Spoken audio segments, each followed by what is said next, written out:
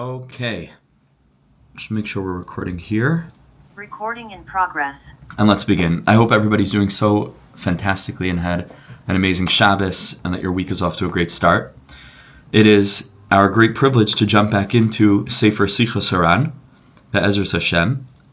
And today, just going to share my screen. Today, we're going to be taking a look at just one teaching.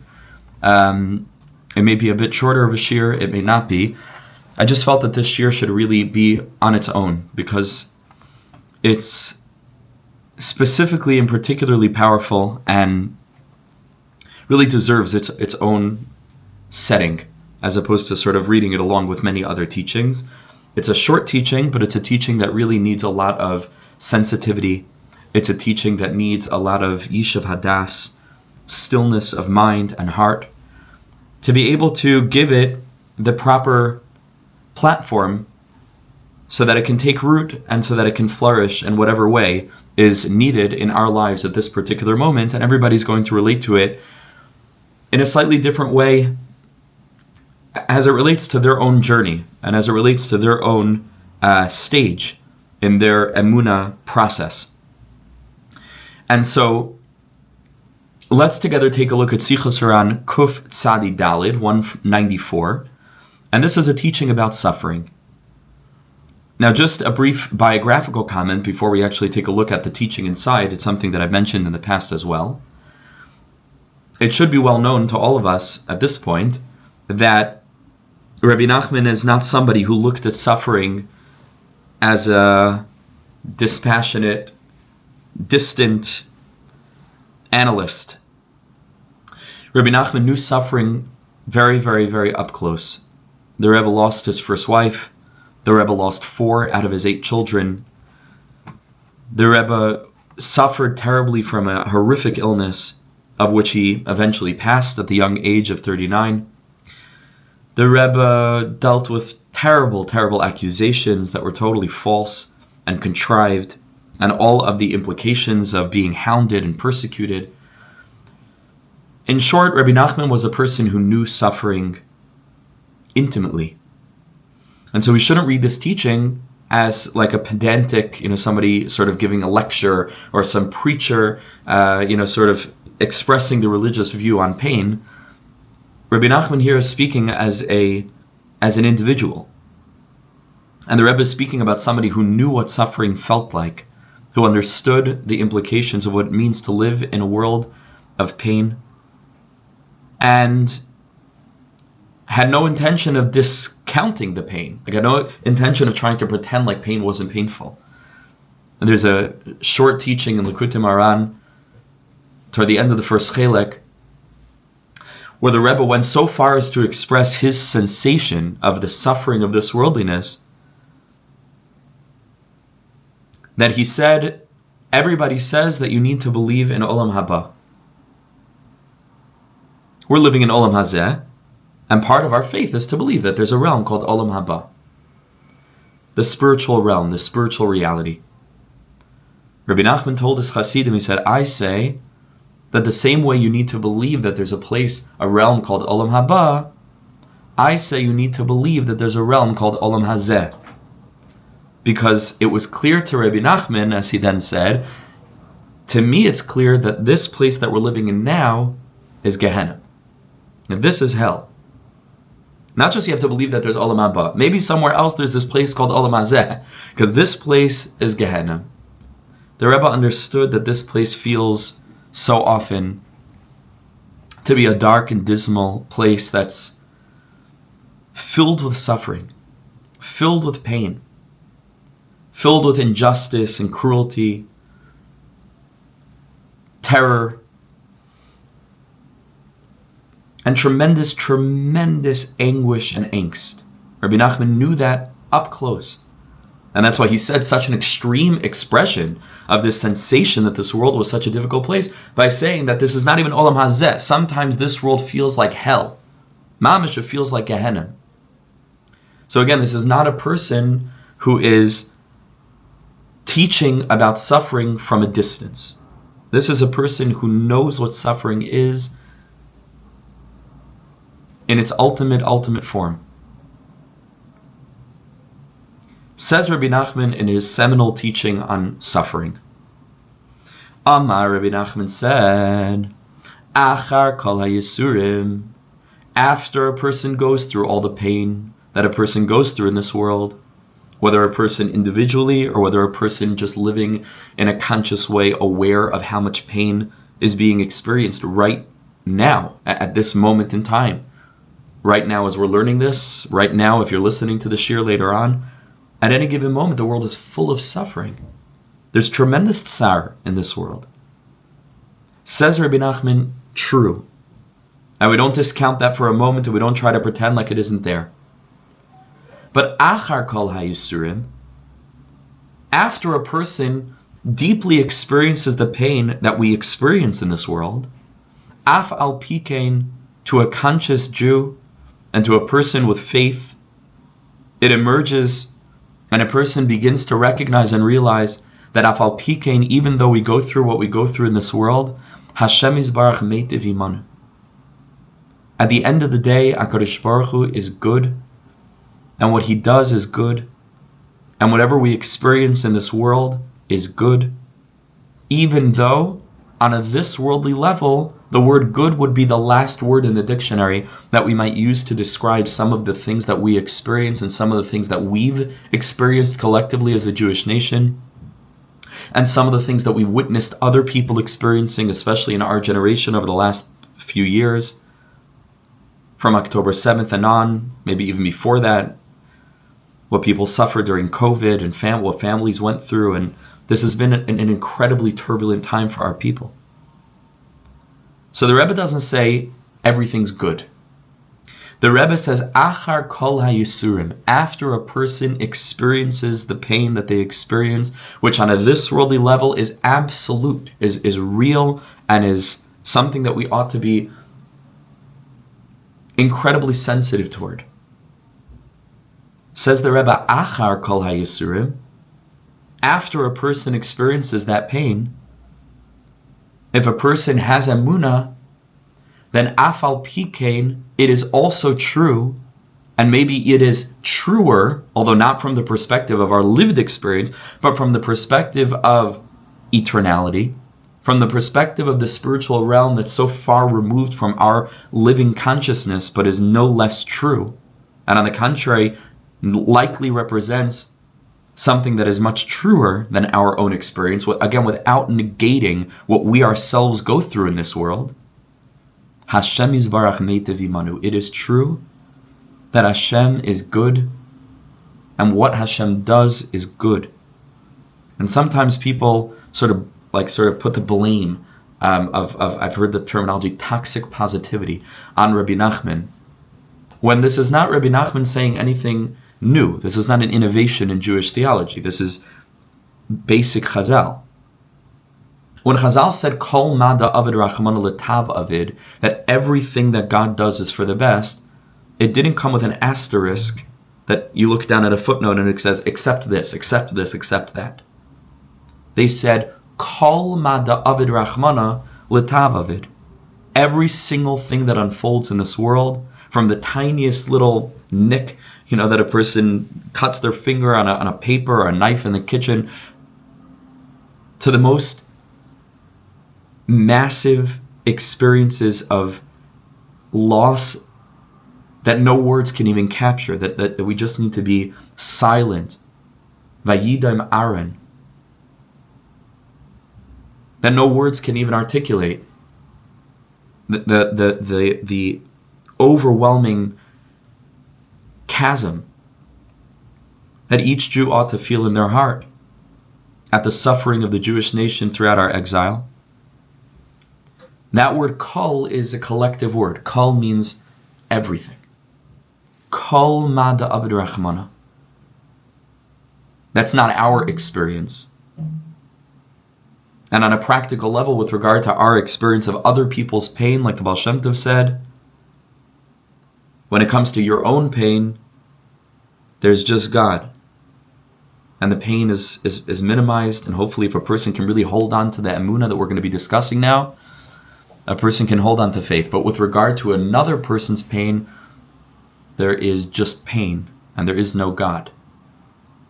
Meaning from our experience of being proactive to help other people, we ought to experience the full extent of that sensation of suffering. Achar kol hayisurim. Suffering is real. Pain is real. Loss is real. Grief is real. All of these things are absolutely true from the standpoint of our lived experience as human beings on planet Earth. What Chazal are telling us, and what the Rebbe is echoing in this teaching, Kuf Tzadi Daled, is not that suffering is a scam, it isn't real. Chazal affirm our own experience of reality in no uncertain terms.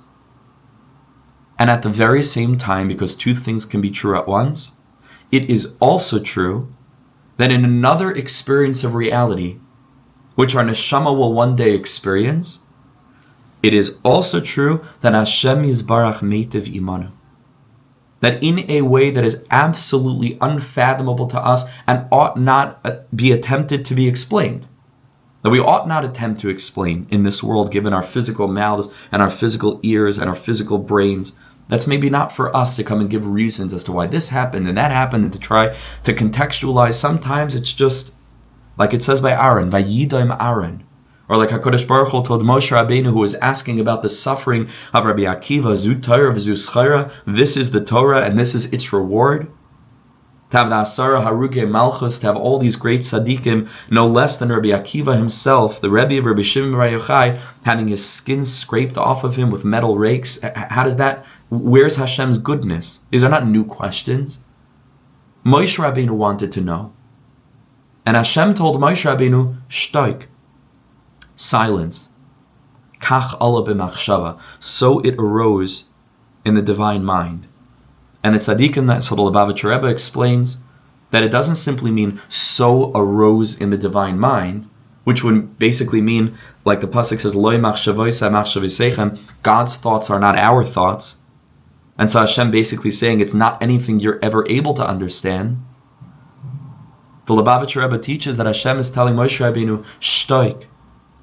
Silent acceptance, without negating the experience of suffering and the question that is forever maintained in our heart and mind and needs to be so that each of us can work to make the world a little bit better and to alleviate the suffering that we perceive to be 100% real. At the very same time, shtoik, through our silence, kach Allah b'machshava. Not so it arose in the divine mind. Hashem is telling Moshe Rabbeinu, this is how you can begin in this mysterious hidden way that can't be forced and that can't be, a person can't be told to believe this, and it's every person's very own personal process. But there come great moments in time when a person can rise up and begin to catch a little bit of a glimmer of a glimpse into this reality of the Maimer Chazal, Toiv Hashem lakol. The pasuk, Hashem is good to all. Kol ma da'avid rachmana l'tavavid, gam zu l'taiva, gam zu l'taiva.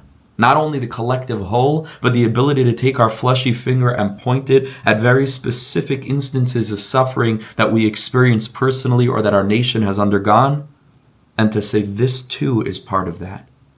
This too is for the good. Afal pikein, Hashem Yisbarach Meitiv Imanu. Says Rebbe Nachman, okay, so what gets in the way?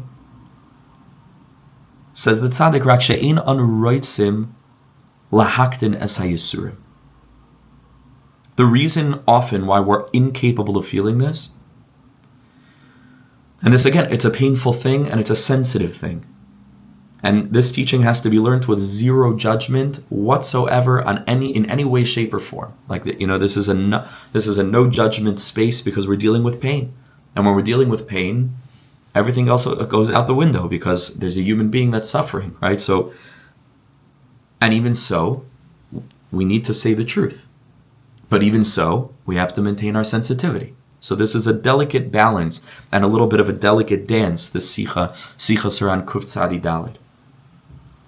So in the most sensitive of ways, the Rebbe said it is possible that sometimes the reason that we don't see in a moment of silent acceptance the other side of the tapestry, that we're not able to allow this teaching to reverberate in our heart and mind in such a way that it changes the experience that we're having of the pain that we're going through and experiencing? Says the Rebbe, that's often because there's an impulse within the human being. In other words, the part of us that lives very firmly in this world and experiences the ego and experiences the sense of self and takes this world very seriously, which it ought to be taken seriously, but takes it ultimately seriously.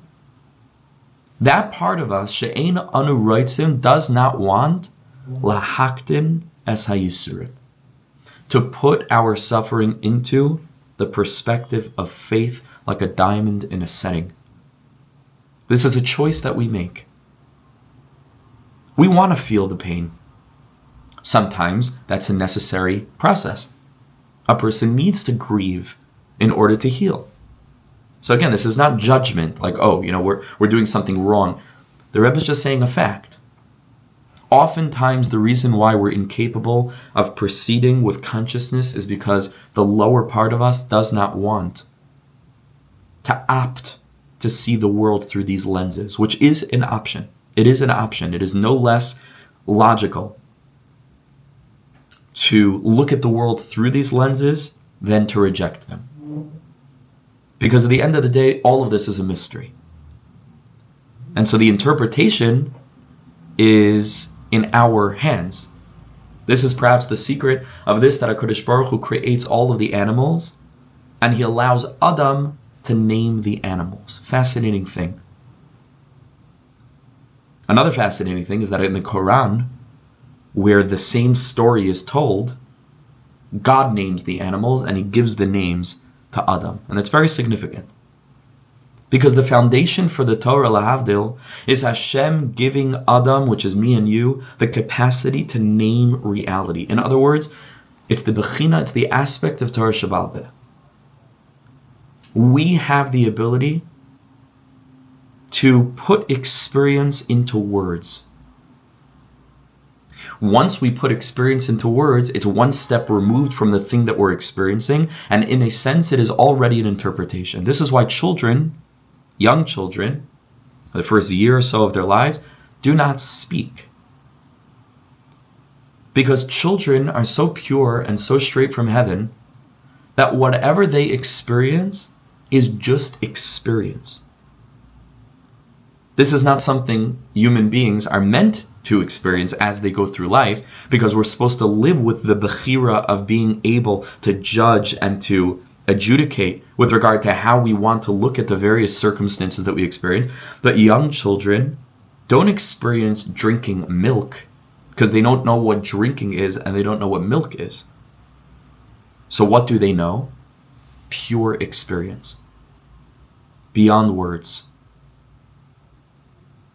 A little baby doesn't know what the sun is and sunlight. These are already experiences that we confer words onto and therefore limit them given society, culture, our own sort of amalgamation of different experiences of that thing.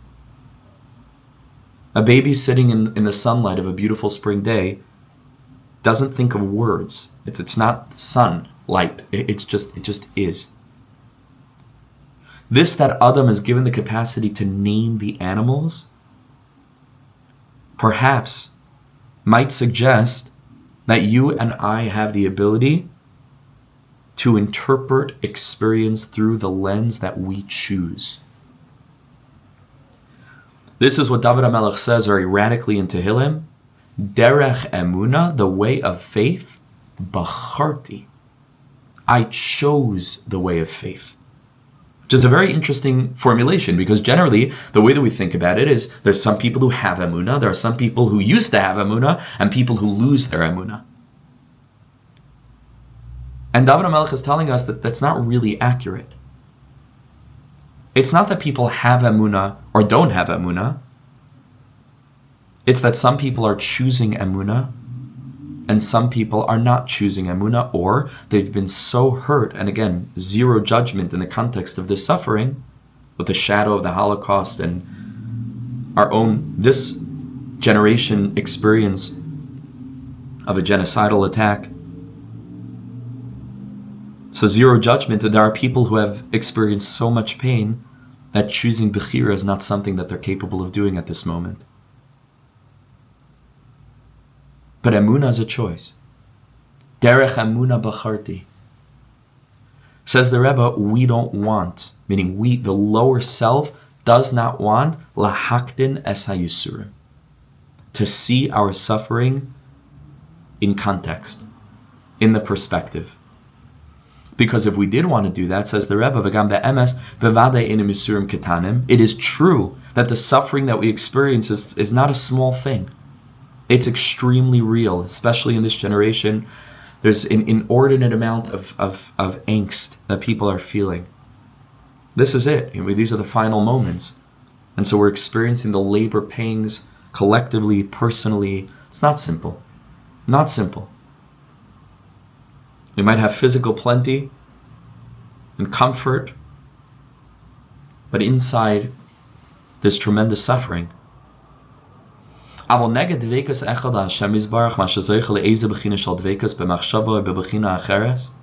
says the Rebbe, the truth is that if a person ever merited in their life to have one moment of true dveikus,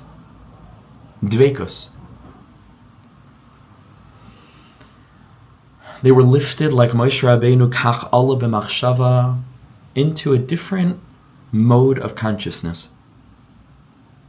And that can happen either through deep contemplation, meditation, or in some other way. Where suddenly life circumstances spelled backward, like the letters being issued one letter, one syllable at a time, and at a certain point a person comes to a point in their life where they're able somehow to be able to begin to put the picture together. If a person ever merited to that experience, I know that I have a number of times, where a person is able to just cut through the layers of our own stuckness in the physical world and begin to have a little bit of a hashra, a ha'ara, a little bit of a glimpse, of a glimmer of the way in which HaKadosh Baruch Hu is telling the most glorious story. And the way in which whatever we think we know is so incredibly minuscule in the context of a picture that's unfolding that is beyond anything that we could ever grasp and imagine.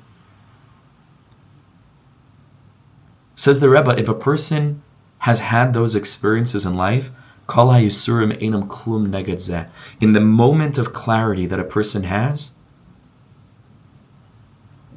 And again, this is not something that can be taught. It's something that has to be experienced, and some people experience it and some people don't. And so, again, this is not a matter of saying, like, everyone has to believe this. Everyone has to. The Rebbe is just telling it the way that it is. And different people will either experience this or not experience that as Hashem's story continues to unfold through their lives. But this is the truth. That a person who's merited to experience that level of clarity, kol hayisurim einam klum neged zeh, all of the suffering, einam klum. The realization of like, oh, wait a second, this is not all there is. I am not all I am. This physical body is not forever.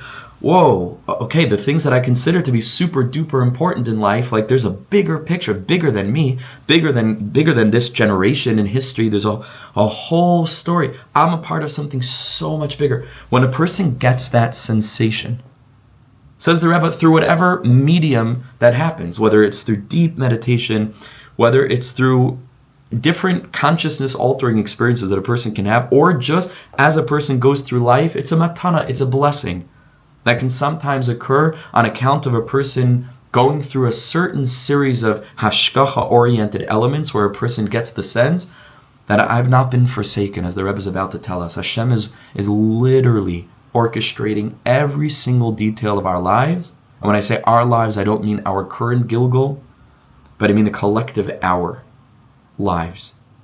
The true narrative that goes way beyond our current timeline, and beyond the timeline of anybody we know, and beyond the timeline of anybody we've even ever heard of, or anybody who existed.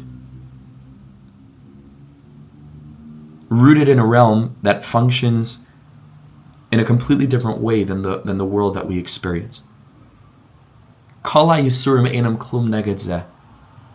At that moment, a person just cries silent tears of, I know this sounds crazy, again, it's very difficult to say, to be sensitive, but I'm speaking from my own experience. A person can cry tears of gratitude and closeness to Hashem. This doesn't negate the suffering. The suffering's there. The Rebbe began the Sikha by saying, Achar kol ha'yisurim. A person has to go through the pain, and the pain is real, and the struggle, and the grappling, and the encounter with the void and the abyss. What Rebbe Nachman calls in Sicha in Likutei Moharan Torah Samach Dalet famously the chalal hapanoi, right, the vacant space where there are no answers, and a person faces the deepest darkness that could ever exist, which is the darkness of godlessness, and a person begins to lose their emunah, or at least a person isn't bringing the emunah down into their lived experience. Achar kol ha'yisurim. If a person merits, they're able to feel very, very, very close to Hashem.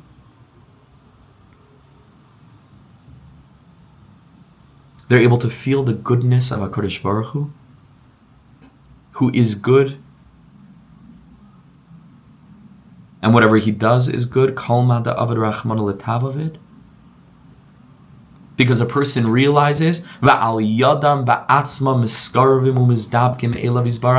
the contrary, it is literally the suffering that a person goes through and what they experience that is itself what is bringing a person closer to HaKadosh Baruch Hu.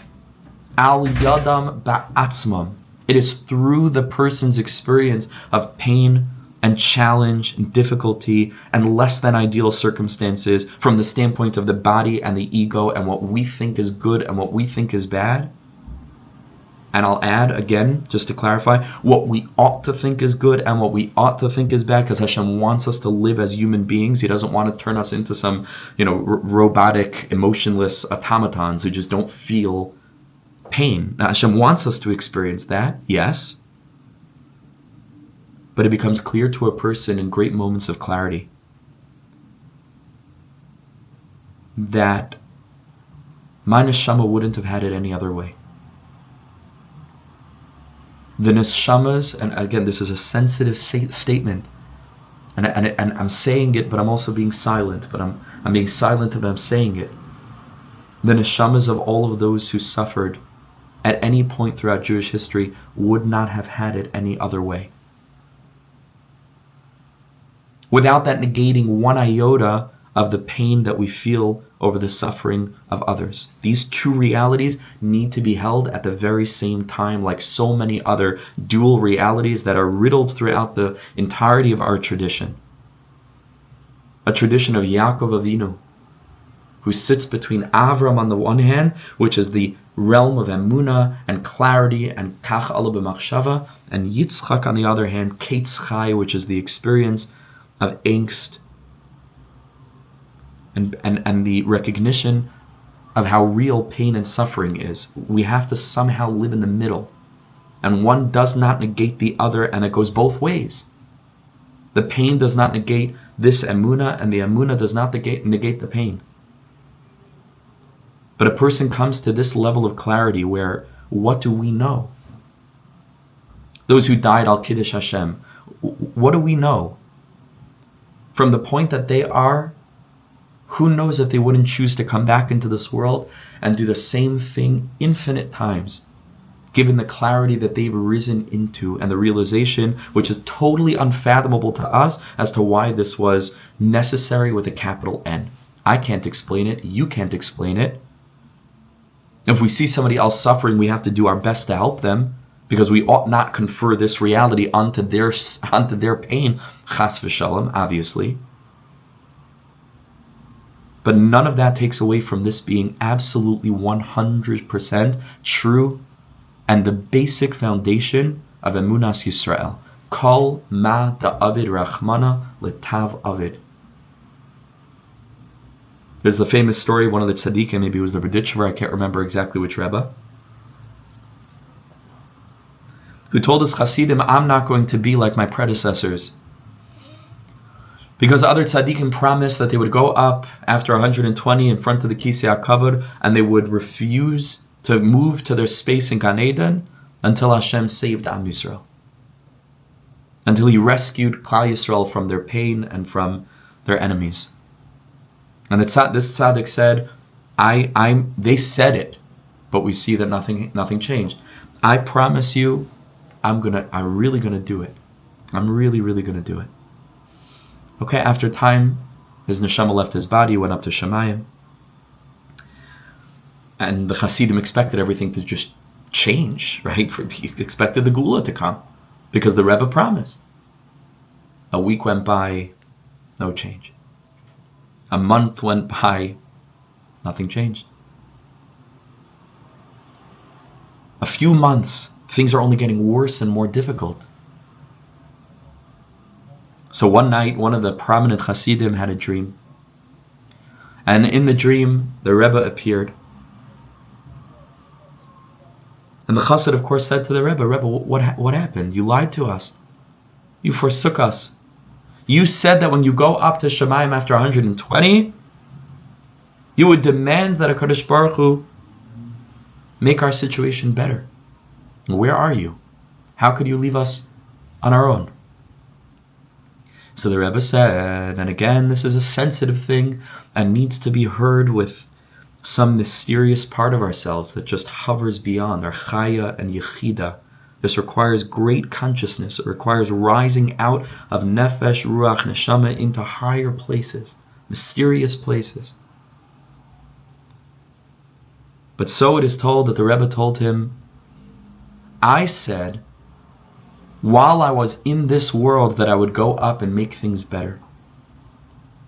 But from my current perspective of my neshama having left my body and gone into the spiritual realm, from this perspective I now see, listen to this, it could not be better than it already is.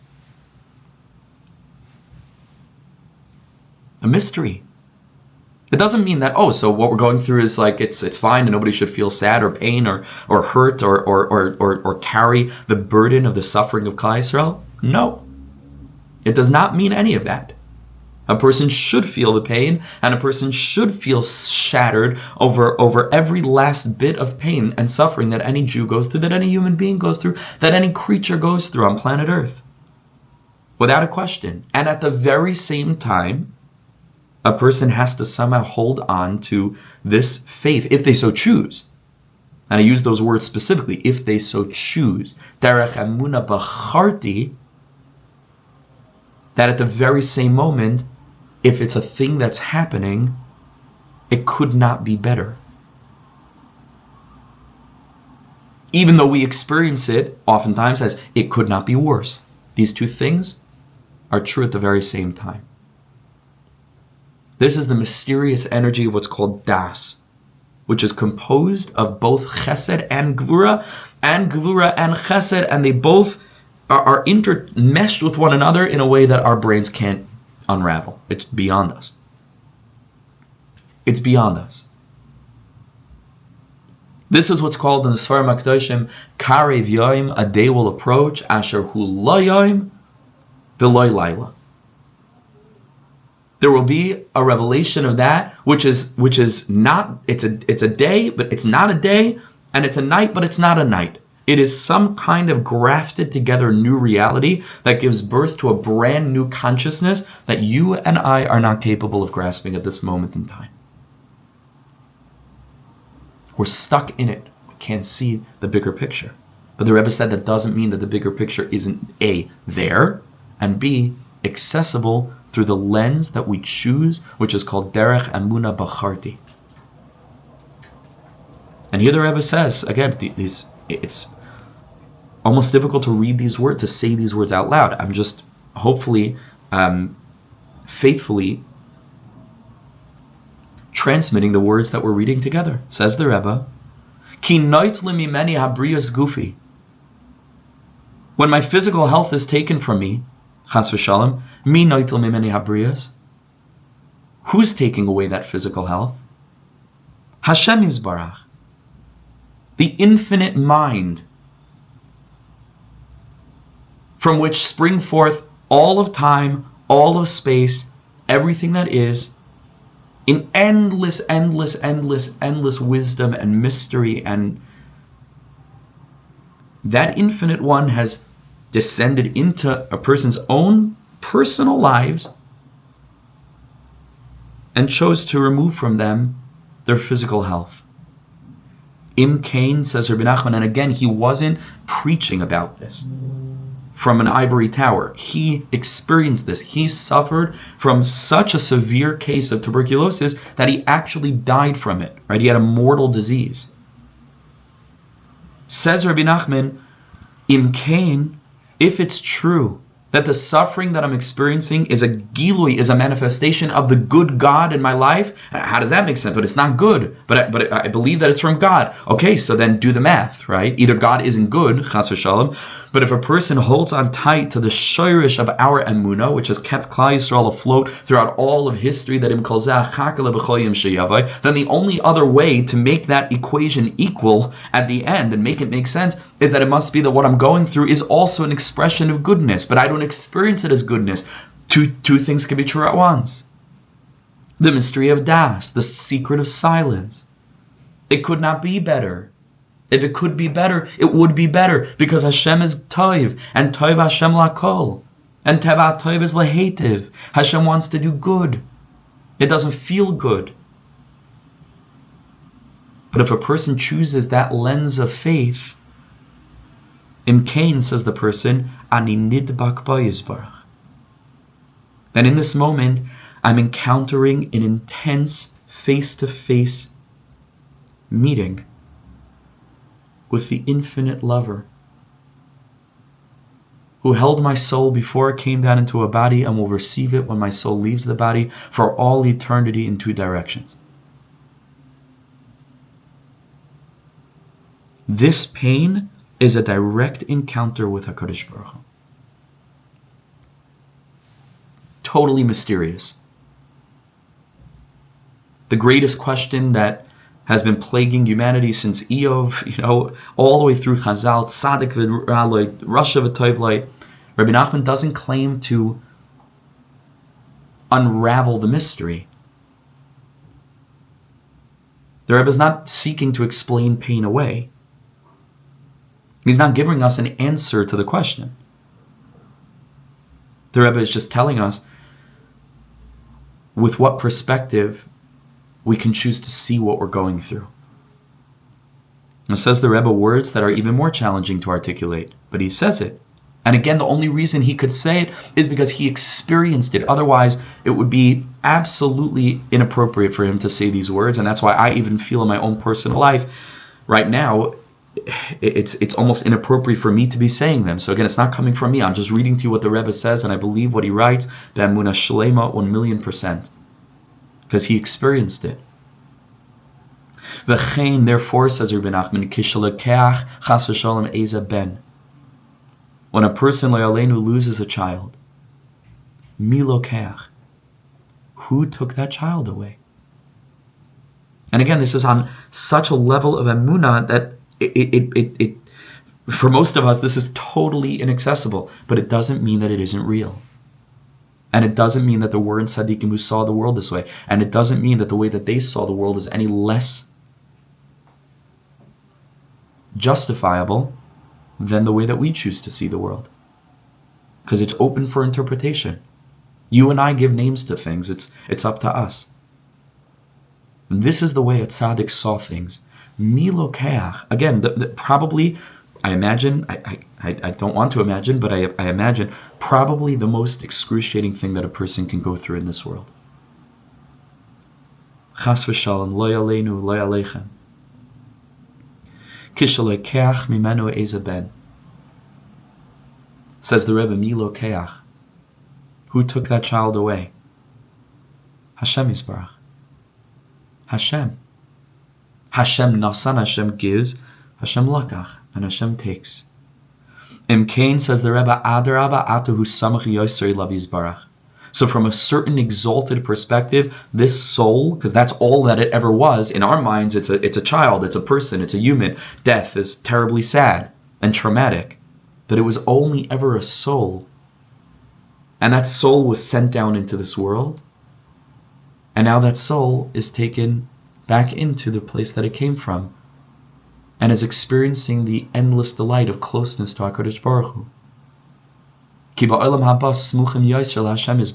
Because in the next world, in that spiritual realm, one is closer to Hashem.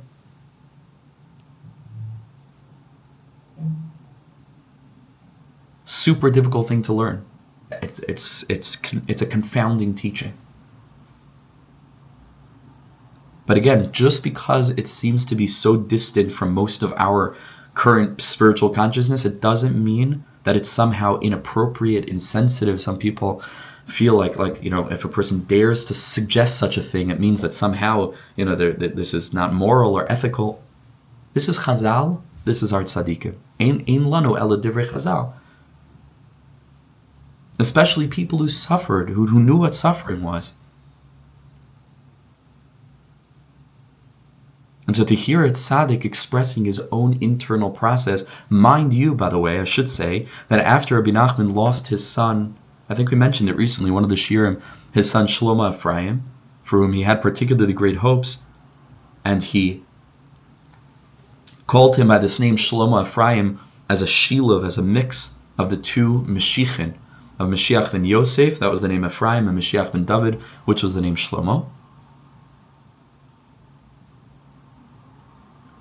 When HaKadosh Baruch Hu took that neshama from Rebbe Nachman and his family, Reb Nosson came to visit the Rebbe. And the Rebbe said, "What can you know of my pain?" He said, "My heart has been shattered into a million pieces." And Reb Nosson didn't know what to say, and Reb Nosson just left. He didn't know what to say. And the Rebbe later told him, "If you wouldn't have left, I would have told you something beautiful."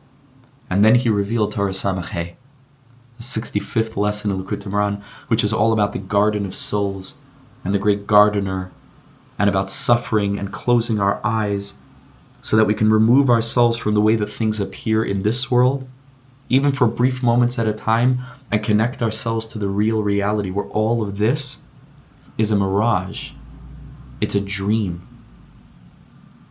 When you're in the dream, it is 100% real, and the teachings of Hasidus do not, chas v'shalom, ever mean, in teaching us that this world is dreamlike, to cause us to take it less seriously. Certainly not to cause us to take other people's pain less seriously, chas v'shalom. We need to be able to hold two truths at once. We live in this world, and it is also true that when a person merits higher states of consciousness, it feels like they are waking up from a dream into the real reality. And in that real reality, the Rebbe says you go into that place. It's called closing the eyes. Mechezu dahai alma. A person who mamish closes their eyes like this. The dachva be'etzba, the Rebbe says, pushing your eyes in with your finger. Total removal from this worldliness. As the Rebbe, you come back from that place in the secret of ratzai, running, and then vishoiv, with simcha, with tremendous joy. And you can bring that joy back into your lived experience. But the Rebbe knew what pain meant. He said, "I can't tell you how much anguish I'm experiencing. My heart has been shattered into millions of pieces." Yisurim are felt. And then the Rebbe is giving us a little bit of a gift in a moment of honesty for us to reflect, what lens of interpretation can we choose in this moment? And what lens of interpretation are we choosing in this moment? Because oftentimes the Rebbe says the pain that we feel is a result of our unwillingness to choose the lens of faith that is there for the taking. And that we ought not self-judge and chas v'shalom judge others for not taking at any given moment in time, because what do we know? Everybody's got their process. That's why I said you have to teach this teaching in such a sensitive way. Everybody has their own journey. Everybody has their process. You can't force a person into this perspective. You either have it or you're not yet ready to choose it. Okay, so that's Sichos Haran Kuf Tzadi Daled. For the purposes of time here, I'm going to skip this teaching, which is from the Hosafos to Likutei Moharan, but you can check it up if you'd like yourself. This appears after Likutei Moharan Tinyana, the second volume. There's a collection of teachings that didn't quite make it into the Sefer, but there are a whole collection of teachings over there, very beautiful and powerful. So this is the second teaching also on the topic. But I just want to learn with you two short teachings from two other tzaddikim, the Rabbeinu Bechayei, or the Rabbeinu Bechayei, and the Ohr HaChaim HaKadosh. And these tzaddikim comment on the pasuk, Banim atem la'Hashem Elokeichem. You are sons to Hashem your God. Lo yisisgodedu. Do not make cuts. Lo yisasimu karcha beineinechem lameis. And when a person loses somebody close to them, don't experience self-mutilation, which was something that the pagan nations, the Canaanite nations, and the other pagan idol-worshipping communities had this hanhaga, right? That when they lost somebody in the family, they would cut themselves. And this is what the pasuk is telling us, lo yisisgodedu. Not to experience this endless wailing and this endless experiences of self-mutilation. So both the Rabbeinu Bechayei and the Ohr HaChaim HaKadosh want to understand what's the smichos, what is the juxtaposition of the first part of the sentence, Banim atem la'Hashem Elokeichem, you are sons to Hashem, therefore don't do this crazy self-mutilation when somebody close to a person, chas v'shalom, leaves the world. What's the juxtaposition of these two ideas? Says the Rabbeinu Bechayei, Banim atem la'Hashem Elokeichem, you are sons, you are children to Hashem your God. Nismach parsha zu li'ir anidachas la'hayros sha'asur l's'abel al meis. Al meis ir anidachas ishal b'noi va'al achiv. That a city that needs to be destroyed, people who lose family members, the ir anidachas, it is forbidden to wail and mourn like the idol-worshipping nations. Va'asar ala mesim gedida babasar. It is forbidden to cut one's skin. Zeu shamaloi tiskaididu. Uminaga emiriyim haya, because it was a pagan custom of the Amorites. Lufi shaya oisim in ha'olam hazeh ikar, because they didn't believe that there is a spiritual realm. They understood and thought in their minds that this world was where it's actually at. And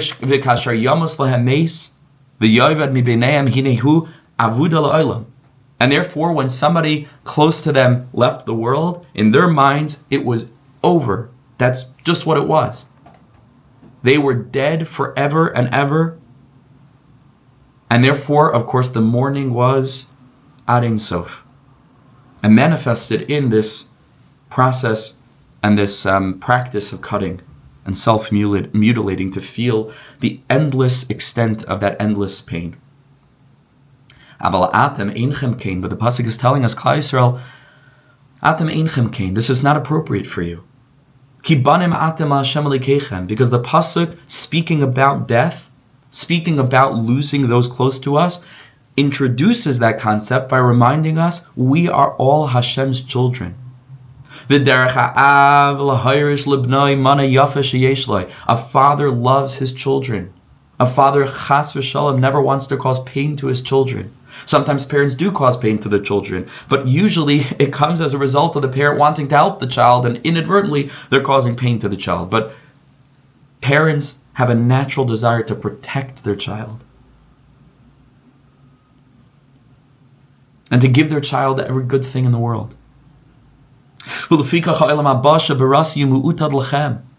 And you should know that there's a realm called Olam Haba. This is not all there is. This life is a bit of a dream. One day we wake up from this. We'll look back at that reality and say, oh my God, I don't know what I thought that was, but that was not this. That was not real.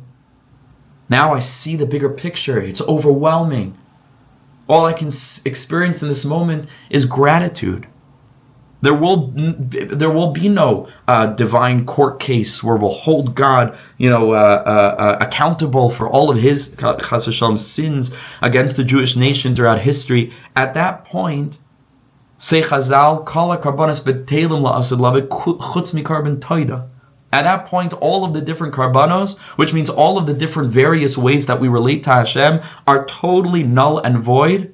Then the only thing that's left is the carbon taida, which means all there is then is endless, infinite gratitude, like Rebbe Nachman explains in Likutei Moharan Tinyana Torah Beis, which is a teaching on Chanukah, of which I have a 4-hour marathon shiur also on YouTube and the different platforms. That's what the Rebbe teaches there. All there is gratitude. Gratitude? What do you mean? At that point, we'll finally be able to catch our breath and look back over Jewish history and see all the pain and the suffering. Say that tzaddikim hayinu kechalmim. From that perspective, that's like a person whose mood is totally altered on account of the fact that they had a bad dream last night. It's just, that was a dream. This is real life. Like, it doesn't matter what you thought happened. Okay, if a person thinks that what they've seen a dream is real, that's a separate story. But it was just a dream. You lost your job in your dream. Imagine you wake up in the morning and you're ois mensch because you lost your job in your dream. It's a dream. Now you've woken up. Baruch Hashem, you're still employed. Hayinu kechalmim. So now we can't grasp that because, again, we're in it now. And if you're in it now, then the pain is painful and it's a process and a person needs to go through what they need to go through. But there's a realm called Olam Haba, which is mu'utad lachem. And that's why you're not allowed to pull out your hair and to perform the practice of self-mutilation, because it's clear and it should be clear, and a person has to work on choosing this lens of faith. That even though the body might waste away and the corpse might devolve, and a person's soul leaves their body, this is not where it's at. This is not all there is. This is basic Emunah 1, 2, 3. This is mamish, the ABCs of our faith. This world is not all there is. And we're going to receive Olam Haba. We're going to be able to access that world, that reality, to see the other side of the tapestry, because down here there are no answers, there are only questions, and up there are no questions, there are only answers. Because you're a holy people, in Kadosh, and we know that Kadosh means nivdal, means transcendent. We have a different consciousness than those who believed that there was only this world and that's it. And it's a reference to this, that we have access to that otherworldly realm. That realm of clarity, that realm of wakefulness, that realm where the full goodness of Hashem is going to be able to be perceived in ways that are absolutely unfathomable to us at this moment in time. It's something we choose to believe in. We cannot see it now. It's derech emunah bacharti. You have to make the choice to look at the world through that lens. But one day we'll see it with our own eyes. And on that great day, Hashem will make for us a circle. And at that point, everybody will be able to point their finger and to see it. This is the Hashem to whom we hoped. This is Yud Kei Vav Kei. This is the full expression of Hashem's rachamim, of Hashem's mercy. And we're going to experience that one day. You are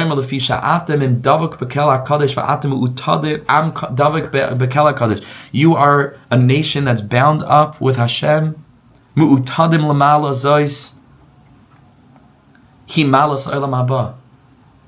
you are mu'utad, you are prepared to receive in the future this great mala, Am Kadosh, a people of transcendence, Kach Allah b'machshava, and therefore it isn't proper or appropriate to mourn endlessly. We experience what we experience.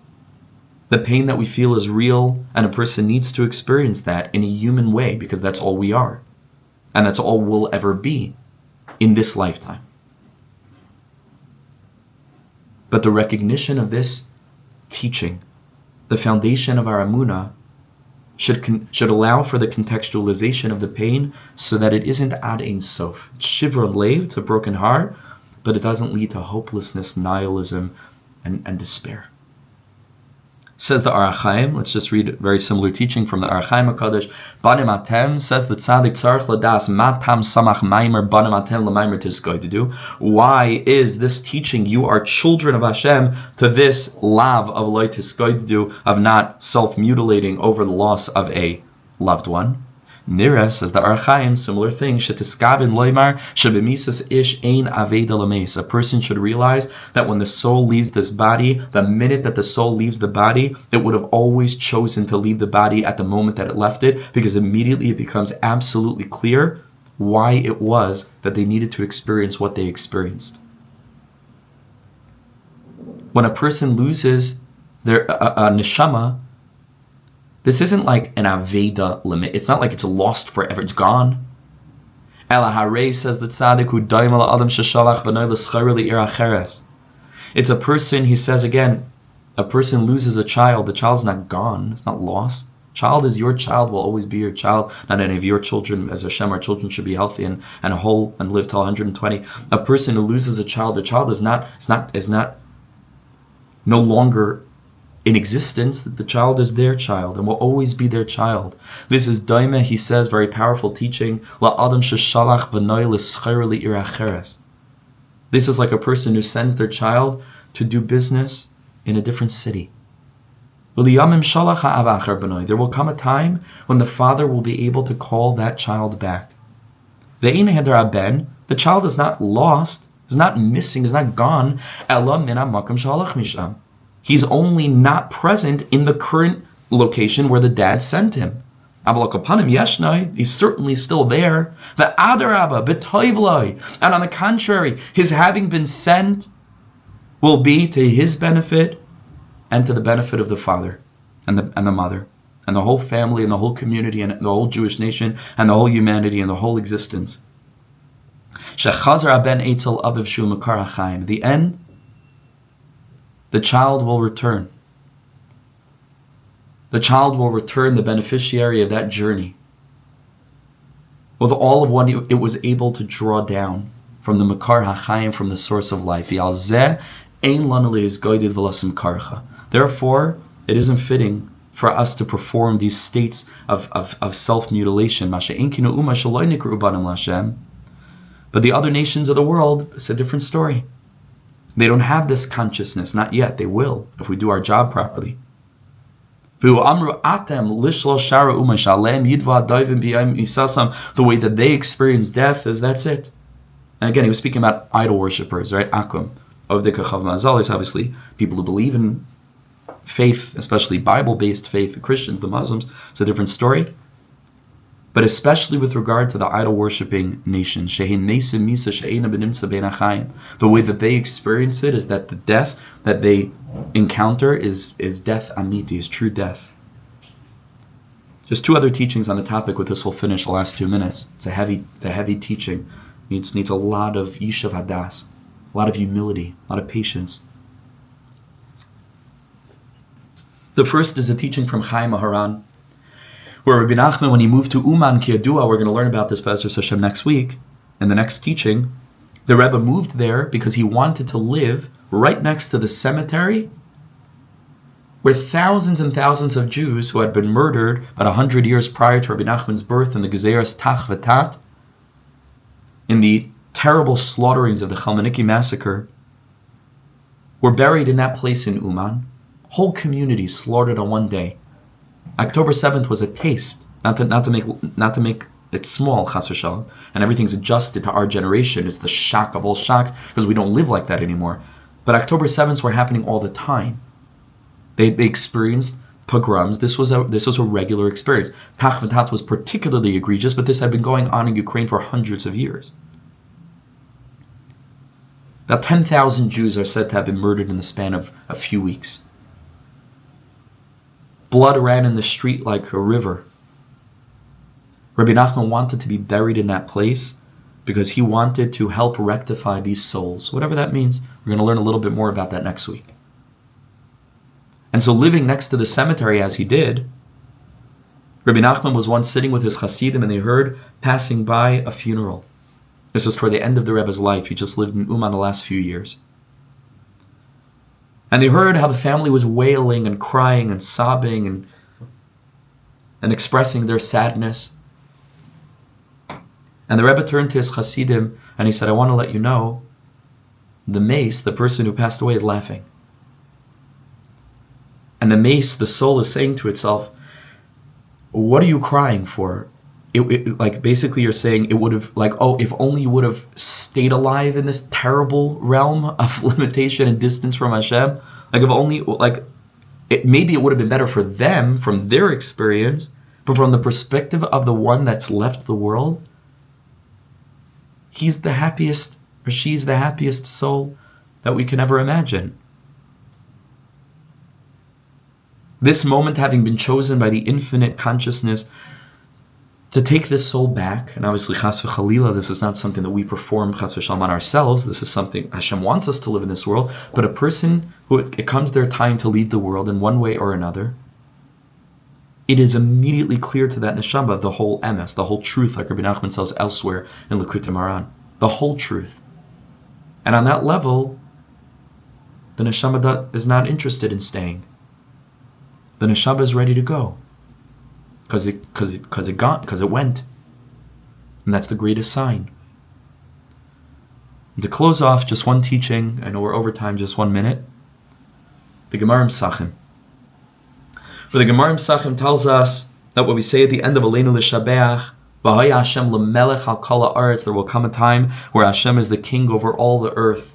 B'yoyim on that day, Yeh Hashem Echad, Ushmai Echad, Hashem will be one and His name will be one. And the Gemara famously asks, V'chia idna lavu Echad? Is Hashem not one even now? Says the Gemara, in our experience of reality, when something bad happens, we make a bracha baruch daina emes, and when something good happens, we make the bracha baruch hatov hametiv. These are two separate blessings for two different experiences that we experience in this lifetime in Olam Hazeh, what Rebbe Nachman called Gehenna. La'asid lavoi, we're going to merit that consciousness where we wake up from the dream, see the whole truth, and at that point we're going to make the bracha of hatov hametiv on the good things and on the bad things alike. So Rabbi Nachman says in Likutei Moharan Torah Dalid that kisher adam yodea shekol ma'iroseiv heim l'tayvasai zois habachina hila olam haba. When a person merits this choosing of the lens of faith to believe that whatever he or she goes through is l'tayvasai, is part of the ultimate unfolding of Hashem's goodness, this is a spark, this is a glimmer, is a me'ain of olam haba. But if you take a look at the Parparos L'Chachma, well, this will end, which is one of the early commentaries on the Likutei Moharan, Torah Dalid, he writes over there, note very clearly that even a person who merits that consciousness still makes the bracha baruch dayin ha'emes on the things that happen that are sad and that are painful in this world. Because even a person like Rebbe Nachman, who himself is teaching this teaching, still ought to feel the pain that a person naturally experiences as they go through this world. Like Rebbe Nachman said, Bevadai einam yisurim ketanim, right? Begam be'emes bevadai einam yisurim ketanim. Pain is painful. There's nothing to talk about. And that tzaddik experiences that like anybody else. There is a distinction in this world, no matter how much emunah a person has. The pain is painful. The dark is dark. The darkness is dark. The void is vacant, right? That's real. And yet, Amar, Achar Kol HaYisurim. Achar, if a person can access that realm of stillness, of silence, of humbling, of vulnerability, of catching somehow a glimpse beyond the curtain where things could not be better, in that place and in that moment, it'll settle into their heart and mind, that realization of Kol Ma Da'avad Rachmana L'Tavavid. And it's not something that can be forced, and it's not something that we should compel other people to believe. Every person's got their own journey. Every person is exactly where they need to be in that process. And it takes a lot of grappling and a lot of honesty and a lot of feeling and processing. But the Rebbe presents this as true. Maybe the ultimate truth. Hashem should bless us that we should never experience any suffering or pain. We should experience only, like the Lubavitcher Rebbe would always teach, revealed goodness. Right? We should experience only good things. Be'ezras Hashem. And to know that whatever we go through, derech emuna bacharti. Kol ma da'avid rachmana, just to address the note that somebody wrote here, again, without going into pratim, I can't say. And just tell you what Chazal said. Kol ma da'avid rachmana l'tavavid. And like I said, there are no asterisks. Hashem knows what He's doing on this planet. We're limited. We're little children. We don't see the big picture. One day we will. And a person, in the meantime, can choose, if they can choose, but if they can, they could choose the lens of faith, derech emuna bacharti, and then, like Rebbe Nachman says, when they begin to understand that and believe that, not because they naturally believe it, because they choose to believe that, this gives the person that a little bit of a glimmer of olam haba, leads to yishav hadas, a little bit more menuchas hanefesh. Doesn't mean the pain goes away, but I'm able to breathe easy, hold on to hope, and keep on marching through this mysterious journey that we call the human condition. Thank you everybody so much for listening. Sorry I went over time. I just felt it was a particularly important lesson. I hope that I presented it sensitively and caringly and clearly. And Hashem should bless us. We're in the final moments. It's so clear to me, and I hope to you that this is it. This is it. So we're going to be the generation, Be'ezras Hashem, that not just catches a glimpse, but that is able to turn the whole tapestry around and wake up from this dream, and wake up in the arms of HaKadosh Baruch Hu, which we really never left. Have the most wonderful rest of your day and an amazing week up ahead. Be'ezras Hashem. Thank you so much for being here. ואתה האב שלי שכל כך אוהב אותי, האב שלי מלך חי וקיים על כל נשימה שאני